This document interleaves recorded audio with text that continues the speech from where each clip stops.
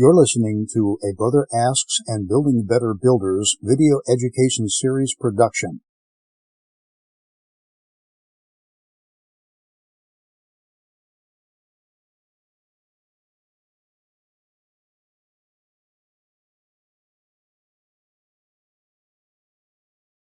Welcome back to the CraftsmanOnLine podcast. This is a weekly program focused on the relevant topics in Freemasonry and the various aspects of the craft. Any opinions, thoughts, or viewpoints shared during this program are that of the individual and do not reflect the official position of any Grand Lodge, appendant, or concordant body from which that member may hail. I'm your host, Brother Michael Arce, co-founder of CraftsmenOnLine.com, and we're joined once again by one of our favorite recurring guests. He returns, Brother John Nagy. Welcome back, Brother John. Thanks again for having me, Brother Michael. It's an honor and a privilege. I was just thinking about, by the time this episode airs, I will have already listened to one that we've done before. It's that weird time warp thing. I was like, we got to find a better title for him than just reoccurring guest, because he's frequently on the program. And he joins us tonight as we talk about the plight of the three ruffians. And according to Albert Mackey's manual of the Lodge, the great design of the third degree in Freemasonry is the principle of fidelity. And of course, you can't have a hero of a story like Hiram Abiff without a villain. And in this case, we get three in Freemasonry known as the three ruffians. So we kind of covered the beginning, middle, and end of the Hiramic legend in previous podcasts, John. The surprise twist here, though, is that these villains are known as brothers and men of Tyre. So what led them to become the ruffians? Their own nature did. Their very own nature, as a result of not wanting to finish and be completely worthy of what it was that they were seeking, they damned themselves, literally, or shall I say doomed themselves for not being able to achieve what it is that the entire goal was set out to do. They were so focused on obtaining secrets and believing that they could be handed over to them, and they didn't realize that the secrets of a master mason are the disciplines that are internalized when they were working through the EA and fellowcraft work. They were fellowcrafts in name only, and they were attempting to go beyond their title to get mastery. And the problem is that we have in our craft a schism between operative and speculative. And operative, there's only two levels. There's apprentice and there's fellowcraft, aka master. Whereas speculative, you've got three levels. You got the EA fellowcraft and master mason level.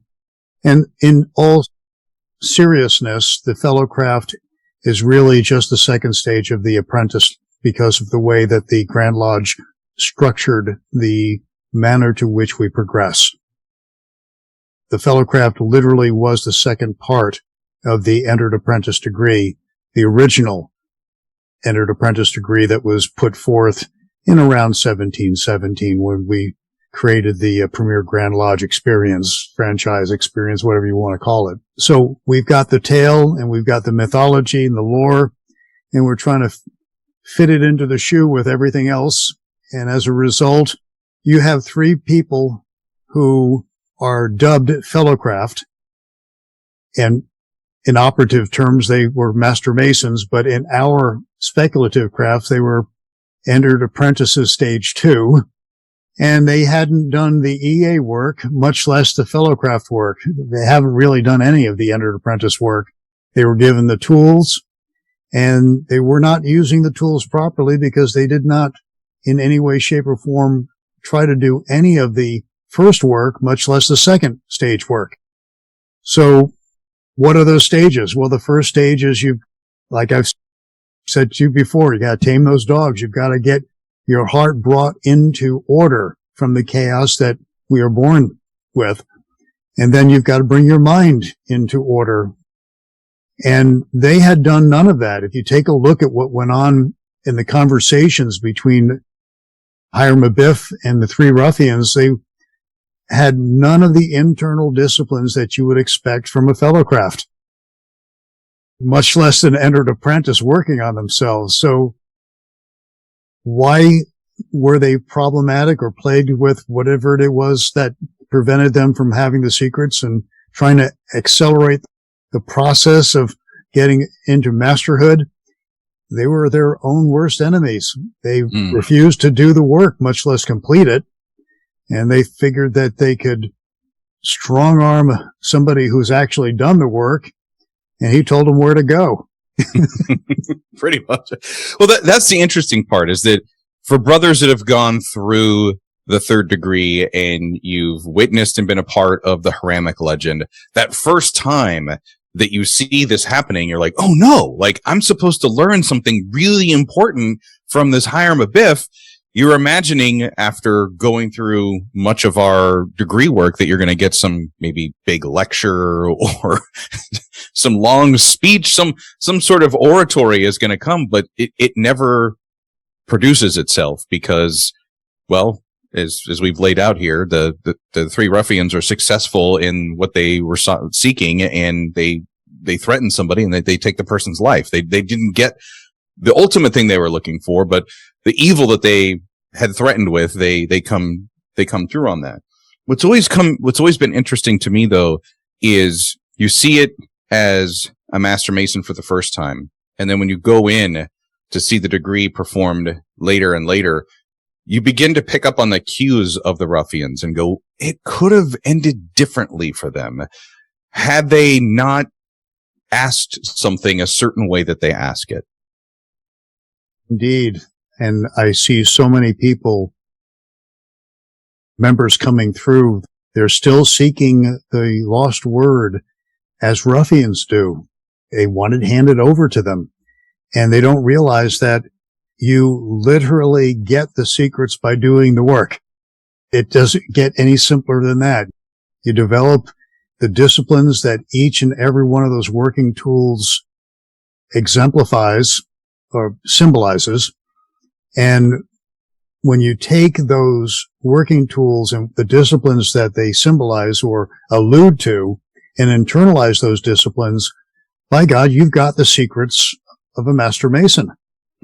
But you've got individuals who believe that if they just pay enough money and they show up for enough degrees and they memorize and spew back and don't internalize the disciplines, that they'll get ultimately what the ruffians sought.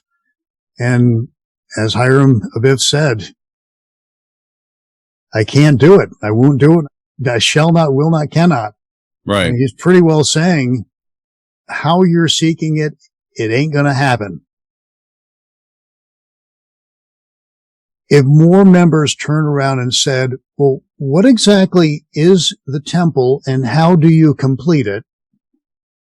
Maybe we'd have a lot less ruffians going to higher degrees, right, seeking like the ruffians.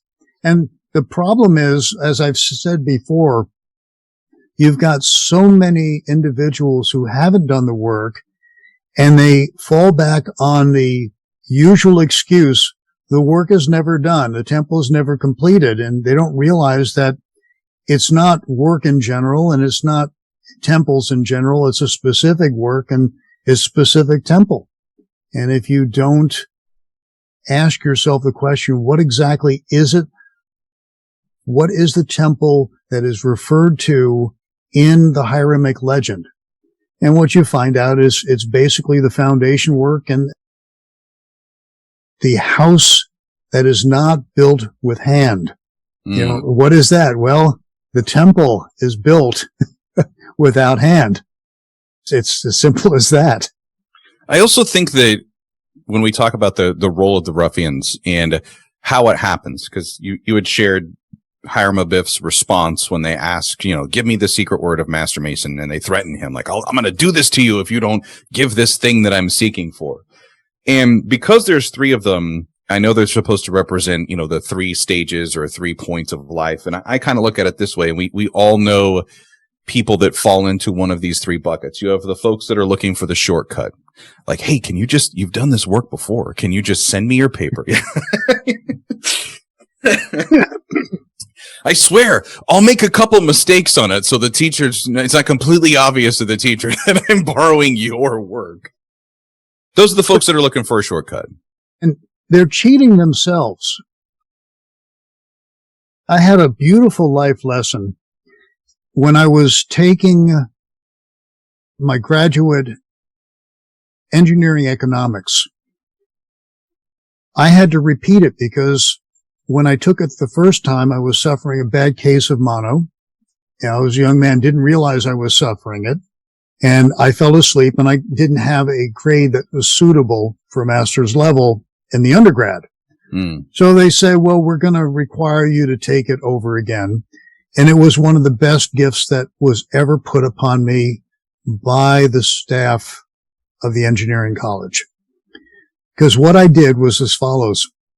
I said, I screwed up the first time by no fault of my own. It was literally a physical ailment that I was going through. And I didn't get the grades that was consummate. So I really didn't develop the disciplines that were required for engineering economics. So when I went through it this time at a graduate level, every single problem that came my way, I analyzed how the structure of the problem was put forth. I evaluated what the best course of action was to solve this particular problem and even explore other opportunities to solve it in different ways. And I literally solved the problem, and I take the piece of paper, and I didn't even save it. I crumpled it up, put it in the garbage, and then I try to solve it again. And then I crumple it up, throw it in the garbage, and I kept on solving the same problem the same way, and sometimes I try to put twists on it. And as I was going through this, I wound up internalizing the understanding of what was really being asked by the economic problem that was engineering based. I passed the course very well. I don't remember what it was, but I was pleased. The interesting thing is I learned it so well that to this day, I know how to take time payments of money, and I can do a gradiated incline. I can shift and make payments where it's first payment 6 months in it, and then 3 months increments, and then 6 months. I can tear these things apart. And if you give me a nice calculator, I know exactly how to plug in all the problems also. And I could create a spreadsheet. And to this day, I got that degree back in 1992. And here it is 30 years later. And I know it like the back of my hand. You give me an economics problem and good God, I know exactly how to solve it. Now, what I internalized was the discipline of understanding and solving in a comprehensive way so that it was like the back of my hand. I knew it so well. And here it is 30 years later. I'm still a whiz-bang at it. I know what I'm talking about when it comes to engineering economics. So if I had copied the problem and just by rote, just basically, okay, here's how you solve the problem. And without any thought, I just memorize how to go about solving the problem. Well, yeah, I could solve it, but I can't dance with it. I can't draw circles around it. The difference between memorizing and regurgitating and not knowing and being able to internalize the understanding and make it part of you so that you can play with it, you can dance with it, you can show other people how to go about doing it so that they can do it also. Night and day. And this is what was missing in the Ruffians experience. They really weren't trying to understand. They truly weren't trying to internalize the disciplines. They really missed out and cheated themselves in the opportunity that presented itself. And as a result, their temple was never completed because they cheated themselves out of the experience of internalizing the disciplines that were necessary for them to not only complete the temple, but make it so that they can live within it. And therein lies the difference between apprentices and a master mason. The apprentices, they haven't completed it, so they don't have the discipline. They don't know what they don't know. So if they tried to live within whatever is they built, they will be coming up so short that they will be suffering. Right. I think we nailed the first two for sure. You have, the one ruffian who's looking for the shortcut, that wants the quick way to do it with a minimal amount of work. Hey, can you just give me the answer?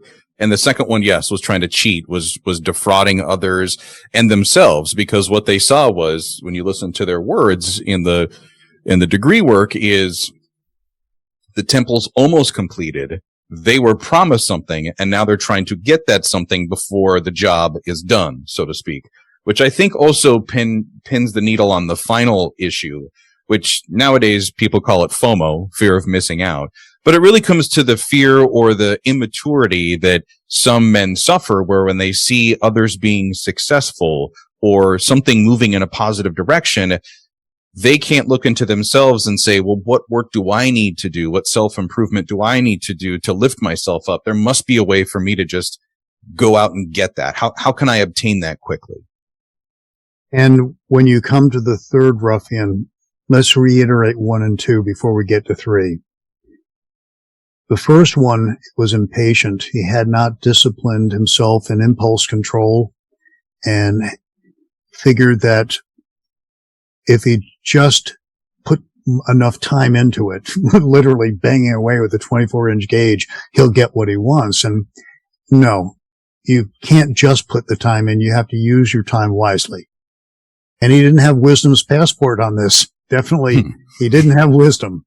The second one, we're talking about the square of virtue. He's banging away with the square of virtue.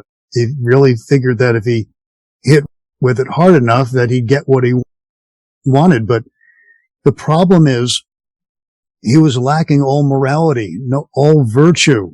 The virtue wasn't there in his actions. So although he had a working tool, he did not know how to use it, nor did he have the virtue to use it wisely. And the last one has got multiple directions you could take it. And I've taken it in many different directions, but for the purposes of this broadcast, I'm going to point something out that is unbelievably missing in the instruction. The setting maul is the old version of something that we call the dead blow hammer. If you know anything about the dead blow hammer, you know that it is purposely designed to nudge and to move and to shape without destroying. And when you hit with a dead blow hammer, which is the modern day equivalent of the setting maul, the tool is designed not to harm what it hits. Now think about that. The tool is designed not to harm. And what did the ruffian do? He used a tool that is literally designed not to harm. And what does he do? He cracks the skull of what it is that he's hitting. So, here we have an individual who never learned the discipline of using a setting maul properly and literally used it with such force that he overwhelmed the design and actually did cause harm. Right. Well, he was using it out of anger instead of being a skilled workman, craftsman. And I'll go one step further and say he believed that if he had enough strength behind what it was that he was wielding, he'd get his way. Right. And strength doesn't work that way. Not without destroying the target to which it's directed at. And if you notice, all three exhibited all the characteristics that entered apprentices are trying to reel in and bring under control. And none of them, not one of them, showed any characteristic of an entered apprentice who has been doing the work. So they were called fellow craft, but they were actually glorified entered apprentices, and they truly did not have the skills of an entered apprentice, much less the fellow craft. So in a few minutes, we're going to talk a little bit past the character and how we as master masons, upright masons, can try to be different. Knowing what the weaknesses are, we can go, hey, there's an alternative path instead of being like this. But first I want to, or being like the Ruffians, I should say. But first I want to get to the history of the Ruffians, because I always find this really unique with you. We were having a conversation, and so many of our great conversations actually happen after we turn off the recordings here for the podcast. And you got into the breakdown of the Ruffians' names. And can you share the research on that? Yes, I can. I'll try to nutshell it. There's a lot of speculation that it's a bastardization of a word that migrated into what we have today. And what we find is that, no, that's not correct. Some people speculate that they're Latin, or they're indicating something that is a Latin root, the feminine, masculine, and neuter, past tense, future, and none of that works out. There's also speculation as to the last letter is, if you put it together, you get Aum, which indicates the Buddhist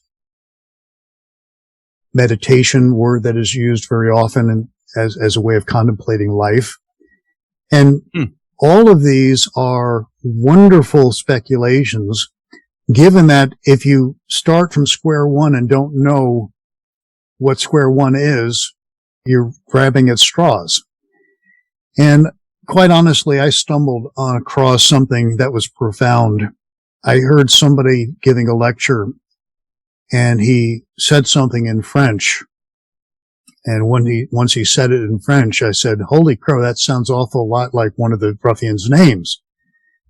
And I did further research, and I actually pulled out my trusty smartphone and did one of those French to English translations. And lo and behold, after a lot of head knocking and forging through, I found out that each one of these names literally is a French phrase. And I won't say what they are, but it's not French, modern day French. It's a derivative of an almost extinct dialect of French. It's only exists in one place in the world today. And that's, of course, where I first heard it. This guy was from that area, and he spoke it. And the moment I heard it, I said, "There's something here. There's got to be something here." And the more I tunneled down that rabbit hole, the more I came to realize that I was onto something. And yes, I was. I did find out what the phrases meant. And when you understand what they mean in French, you understand exactly what it was they were after. Interesting. So a little bit of a path to get there. And I'm not going to be a Ruffian by saying, "Well, can you just tell me? I won't tell anybody else." But that's a good one. Well, so that is the point that, you and I had a conversation, and I believe this was, months ago. We were talking about the lost word, the master's word. And you had started talking about your knowledge of it and your understanding of it. And I'm trying to follow along, like I think many of our listeners do. And we get to the end of the program, and I'm like, John, I don't want to sound like a total idiot here. I took a lot of notes and I wrote things down. I still don't understand completely what you were talking about. And you started explaining it more, and I'm like, can't you just tell me? And that's when you said, "Michael, stop. You're acting like a ruffian. Stop it." And I'm like, Whoa, I am. I didn't even realize that I was doing it in real life. I wasn't trying to cheat you for telling me the word. I was just trying to take the shortcut path to get there by saying, "Hey, I think I'm worthy. If it's something you can tell me, you can just tell me." And you really can't. Actually, brother, hold on. I can tell you, and I'm not gonna follow by, but then I'd have to kill you. I can tell you, but the problem is that the secrets have to be discovered on your own. Right. And when I say discovered, please understand, I'm really not saying discovered in the sense that you've got to go out and find it. When I say discovered is you've got to take what it is that is pointed toward in the degrees, and you've got to internalize that. And by internalizing it, you discover for yourself that you have strengths that you never had before and abilities far beyond what most people have. And I'll give you a typical example. If you study the trivium, what happens is an entire world opens up for you. you're capable of reading things that most people are incapable of understanding. When you develop the logic aspect of the trivium, you're able to understand where people mislead themselves or be misled by others. And of course, rhetorical study, you start to understand how you and others are persuaded by the way sentences and words are chosen and put together. And there's no way that you're going to be able to read a holy book like the Bible without a firm foundation in the trivium. Sure, you could learn how to read and write, and you could read the Bible, but you're not going to be able to understand it at a depth or a level that it was intended to be understood. So when I say you've got to discover it on your own, it's more along the lines of you've got to put the work in to develop and internalize the disciplines that are necessary for you to experience life at a whole different level. And that's the secrets of Masonry, is internal disciplines that the average person doesn't have. And that was the big lesson for me when to bring it back to the Ruffians, is that they did not have the fortitude to do that. They did not see that they had errors in their life, that they were incomplete, that their temple wasn't finished for a reason, that they still had work to be done. And when you said that to me and it started clicking, and I'm like, this is just like asking a friend for the answers to a test that I didn't study for. This is just like trying to find a discount for something that I haven't earned because I don't have that loyalty rewards card or that program. This is just like feeling like everybody else is getting somewhere in life and I'm not getting there. What is it that I need to do to try to join, to affiliate with, to get to that point, not realizing that people get to where they are because of the work that they put into being there. And that was the moment where it all kind of like clicked and opened up inside of me. Are you familiar with the story of Cain and Abel? Yes. Okay. We all are told or come away from the story saying, oh, Cain's sin was killing his brother. But the fact of the matter, his sin was throwing stuff at God and saying that was good enough, fully realizing that it wasn't good enough. Mm. His offering was rejected, was not favored, was actually not blessed, because he just took what was hanging around and threw it at the target. There was no planning. There was no purpose. There was no good intent. In fact, it was very ill-mannered to just take what was hanging around and throw. Where his brother, he took the youngest and he took the best and the fattest and offered that up. So God favored Abel. Well, the first sin, the overall sin was arrogance. The rules don't apply to me. Then from the rules don't apply to me came, well, I don't have to try as hard as anybody else. I can just show up and get the trophy. Mm. Yeah. Do you know, a lot of people nowadays say that's a common occurrence. You show up, you get the trophy. And when he showed up and didn't get the trophy, he got very, very angry. How dare you not give me a trophy? I showed up, I should get one. Total entitlement mentality. And then to make matters worse, he recognized that his brother merited the reward, and rather than merit the reward and try harder himself, he canceled his brother. He literally pulled the rug out from under his brother, sabotaged his ability to merit anything at all. He literally killed his brother.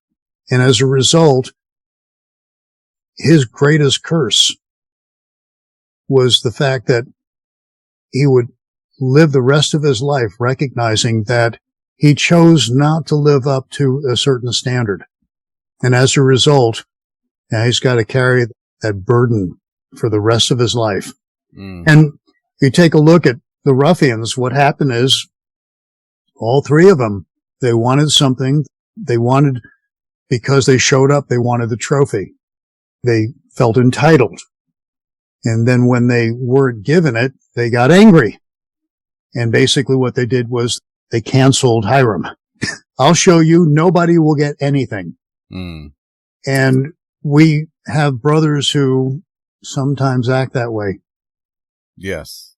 Yeah. Well, and it's also interesting because if you're thinking of Jubilo, Jubilum, and Jubila and thinking they did this horrible thing, but they actually weren't alone. In the original Third Degree, there were more villains because there were also more good guys. As we have talked about openly on the podcast before, Noah was actually kind of the central character, and kind of the same thing where there was a secret that Noah had, a divine secret from up above, and of course that secret was how to build the ark and protect, humanity for the next level, and his sons wanted that secret. And there were also two other characters in the early Third Degrees. I can't remember the name of the second one, but the third one was the beginning of Hiram Abiff. And when I started reading these, and I'll share the piece that I found it from, was part of researching Graham's manuscript, I started thinking about the origins of these ruffians, and that they were really kind of, as you mentioned, traced to men who were desirous to obtain a secret without really having any virtue. And it really started opening up more of an ethical question to me, is that when we are in that situation, do we realize that what we're searching for to be good for ourselves is actually hurting others by our actions to do so? Well, I'm sure Hiram would agree if he were still alive that their passion to obtain something went far beyond due bounds. And this is one of the things I love about the teachings of Freemasonry. When you have passion, Freemasonry doesn't say, do away with that passion. You shouldn't have passion. What it says is, if you've got passion, what you want to do is keep it within arm's length, so to speak, circumscribe your passions and keep your desires within due bounds. But nowhere should your passions impact other people in a negative fashion. It's okay to pursue your own passions, but when it negatively impacts others, when I know that when I have passion, I know I'm willing to suffer to get what I want. And if you talk with anybody who has a passion, they will admit to you, yeah, I'm willing to tolerate or put up with a lot of stuff. If I love something, I will suffer in ways that I would not normally suffer for other things to get what it is that I want. And Freemasonry doesn't say, no, you don't have to not suffer. You just got to make sure that suffering isn't visited upon your brothers, your family, your relatives, your coworkers, your boss, your subordinates, your neighbors. Have your passion. Just do not exercise it in such a way that others will suffer because of it. Really couldn't have summed that one up better myself. There's a reason why we keep inviting him back on our podcast, and he'll be returning just before during the July 4th holiday. Actually, our next episode is going to be falling on Monday, July 4th. We'll have a little summer reading as we get ready to share one of Brother John's titles here for those that are watching on his YouTube video. Building Hiram Volume 1. It's actually one of the first books I ever got from you. Not from you, but from your collection. And when I was still going through as a newly raised Master Mason, and I found it very moving and inspiring, and all these years later I get a chance to talk to the author, so we will be doing a little book digest on our Monday, July 4th podcast episode. Very cool. I'm looking forward to it, Brother Michael. Until then, a reminder that new episodes of our podcast are available every Monday morning. You let peace and harmony prevail.